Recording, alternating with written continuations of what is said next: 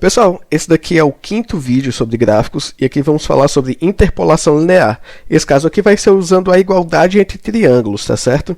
Para um total compreendimento disso aqui, eu recomendo muito fortemente que veja o vídeo parte 1 de gráficos, que é onde a gente fala sobre o desenvolvimento de um gráfico, sua plotagem e assim por diante. A interpolação linear, ela consiste na determinação de um valor desconhecido entre dois valores conhecidos em uma tabela. Se você viu os vídeos anteriores sobre regressão linear, você viu que existem outros métodos de a gente fazer essa determinação de valores, que no caso é pela determinação da equação de reta, por alguns métodos mais trabalhosos ou menos.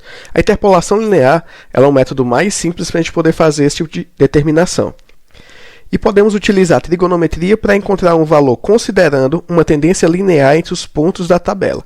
Note que isso aqui é uma observação importante. Se a tendência for linear, se ela não for linear, nós vamos ter apenas um valor aproximado, não um valor real. Se essa aproximação for bem próxima, ela torna-se válida. Aqui um exemplo. A massa específica da água foi medida a 20 e 25 graus Celsius. Os dados obtidos são apresentados na tabela abaixo. E determine a massa específica da água a uma temperatura de 24 graus Celsius. Para quem não sabe, massa específica é como se fosse a densidade.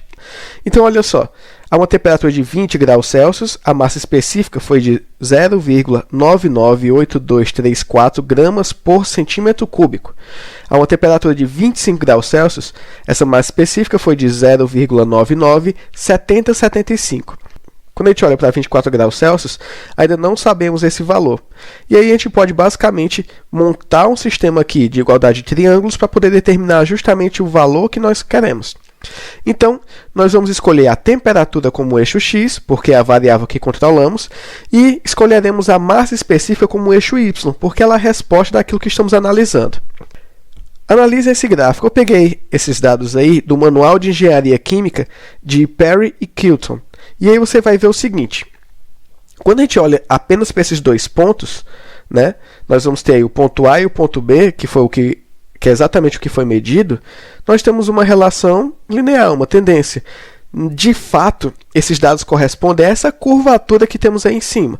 Ou seja, o ponto que a gente quer determinar, se você for olhar aí, é o ponto E, onde a gente tem a temperatura de 24 graus Celsius.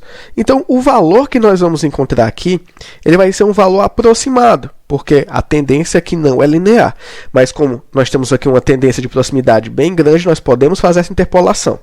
Então, olha só. Então, basicamente, para fazer essa determinação, nós podemos analisar aqui uma situação que é a seguinte. Olhe os pontos A, B e C. Se você for olhar, os pontos A, B e C, eles fazem como se fosse um triângulo. Né? O triângulo maior. Se eu olho os pontos E, B e D, eu tenho um segundo triângulo. Eles estão com os mesmos ângulos, eles vão ter apenas comprimentos diferentes. Então, nós podemos criar uma função relacionada aqui para poder ter uma proporcionalidade entre eles.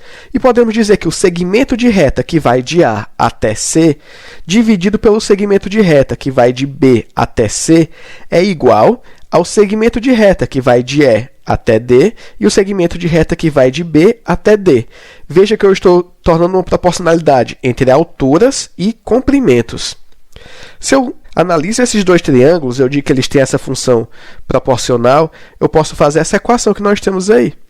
E substituindo esses valores, nesse caso aqui eu vou ter que o segmento de A até C vai ser justamente a minha massa específica a 20 graus Celsius menos a minha massa específica a 25 graus Celsius. Ou seja, eu tenho 0,998234 menos 0,997075.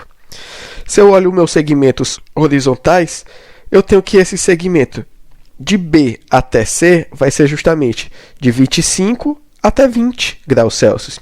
E o segmento de B a D vai ser de 25 até 24. Então, eu posso pegar todos esses valores e substituir nessa relação que tem aí para vocês. Como eu disse, o segmento de A até C dividido pelo segmento de B a C vai ser igual ao segmento de E a D dividido pelo segmento de B a D. E aí nós encontramos que essa massa específica, a temperatura de 24 graus Celsius, vai ser igual a 0,997307 gramas por centímetro cúbico. Tá certo? Se eu monto uma equação geral, para esse caso aqui, da massa específica, mas poderia ser qualquer outra coisa, eu posso dizer o seguinte: a minha massa específica vai ser igual a massa específica do ponto 1 menos a do ponto 2, dividido pela temperatura 2 menos a temperatura 1. Isso daqui vezes a temperatura 2 menos a temperatura que eu desejo, mais a massa específica do ponto 2.